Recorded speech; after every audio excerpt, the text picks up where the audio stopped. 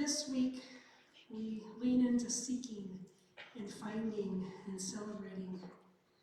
Heather Cox Richardson is an American historian who works as a professor of history at Boston College. She teaches courses on American Civil War, the Reconstruction era, the American West, and the First Nations people who predominantly resided in the Plains region. Heather Cox Richardson has been doing an overview each day of national events from the previous day on Facebook. She weaves in historical aspects and provides context. She defines terms and reminds readers of our history. One post in particular caught my eye and seemed fitting for today's sermon. It was her post from March 18th, 2025, recounting the events of the day before, on March 17th, 2025. She writes the following: From 1942 to 1945, the Code Talkers were key to every major operation of the Marine Corps in the Pacific Theater. The Code Talkers were Indigenous Americans who used codes based in their native languages to transmit messages that the Axis powers never cracked. The Army recognized the ability of tribal members to send coded language in World War I and realized the codes could not be easily interpreted, in part because many Indigenous languages had never been written down. The Army expanded the use of code talkers in World War II, using members of 34 different tribes in the program. Indigenous Americans always enlisted in the military in higher proportions than any other demographic group. In World War II, more than a third of able-bodied Indigenous men between 19 and 50 joined the service, and the participation of the Code Talkers was key to the invasion of Iwo Jima. For example, when they sent more than 800 messages without error. Were it not for the Navajos, Major Howard Connor said the Marines would have never taken Iwo Jima. Today, Aaron Alberti of Axios reported that at least 10 articles from the Code Talkers have disappeared from U.S. military websites. Broken URLs are now labeled DEI, an abbreviation for diversity, equity, and inclusion. Axios found that web pages associated with the Department of Defense have also put DEI labels on now missing pages that honored prominent Black veterans. Similarly missing is information about women who served in the military, including the women Air Force service pilots of World War II, a profile of Army Major General Charles Rogers, who received the Medal of Honor for his service in Vietnam, was similarly changed. But the Defense Department replaced the missing page and removed DEI from the URL today after a public outcry. 2 days ago, media outlets noticed that the Arlington National Cemetery website had deleted content about Black, female, and Hispanic veterans. The erasure of Indigenous, Black, Hispanic, and female veterans from our military history is an attempt to elevate white men as the sole actors in our history. It is also an attempt to erase a vision of a nation in which Americans of all backgrounds come together to work and fight for the common good. I wanted to share this historical nugget with you today as an example of something that was once lost, was found and celebrated, and now is on the verge of being tucked away because it does not fit a perceived narrative. This speaks directly to what Jesus was challenging the Pharisees about. When the Pharisees said, "This fellow welcomes sinners and eats with them," Jesus tells this parable of the lost sheep. In Jesus' way, he says, who gets to say who is lost and then who's found? Who gets to say who sits at the table? Who gets to say who is erased from historical archives? Who gets to say that one's voice does not matter and must be silenced?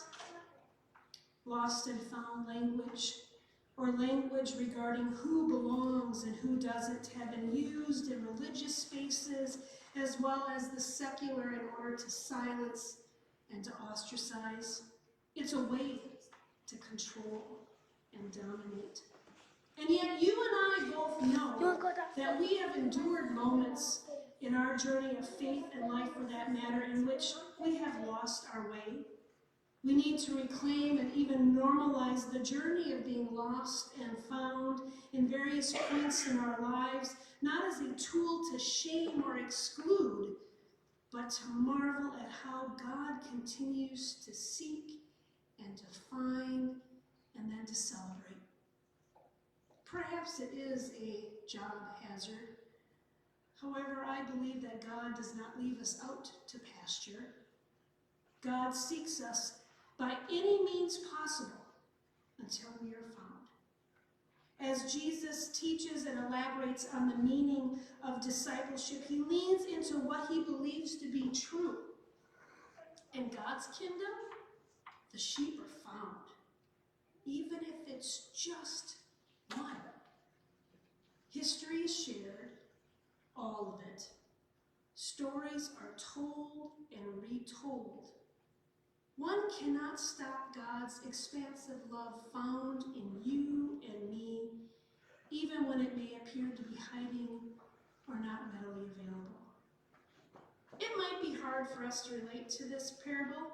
How many of us have ever been a shepherd? Yeah, right?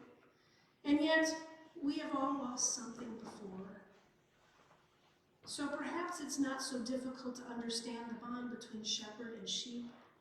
In Jesus' time, the people on the outer edges, the people on the margins listening to Jesus go head to head with the Pharisees that day knew those feelings, knew that human reaction to prize what is lost, even if it is of lesser value than what one still possesses. One commentator suggests calling this the parable of the found instead of the lost sheep, because the search continues until the final finding. It doesn't stop, doesn't tire of noticing the missing. Have you found your story? Have you found your way? Have you found your voice? Have you found your freedom? Have you found your anger? And have you found your joy? Dr. Mindy McGarrah-Sharp talks about how none of us are found until all of us are found. Whose voices have we not yet noticed? Which ones are missing, unread, unpreached, unheard? What search parties have you joined? What joy it will be to not be silenced. What joy it will be to be found. What joy it will be to bear witness to the deep calling of finding all of our voices. Indigenous, Black, Hispanic, LGBTQ+, male and female, all genders. What joy it will be to celebrate our humanity and all that it bears. What joy it will be to celebrate after seeking and finding. We cannot just be erased. I end with a poem today entitled A Good Shepherd, and it's written by Reverend Sara Speed, who writes, Jesus said, "Who among you wouldn't leave the 99? Who among you wouldn't look for the one?" Someone in the crowd probably rolled their eyes. Someone squirmed and looked at their palms. Someone sighed and thought to themselves, "This man doesn't understand the business. What fool would leave 99 to look for one?" But maybe God was not talking about us. Maybe God was talking about her own reckless love. Maybe God was talking about her own willingness to turn the world upside down for me and for you. May it be so. Amen. I invite us to turn to our bulletins or the screen where we share in an affirmation.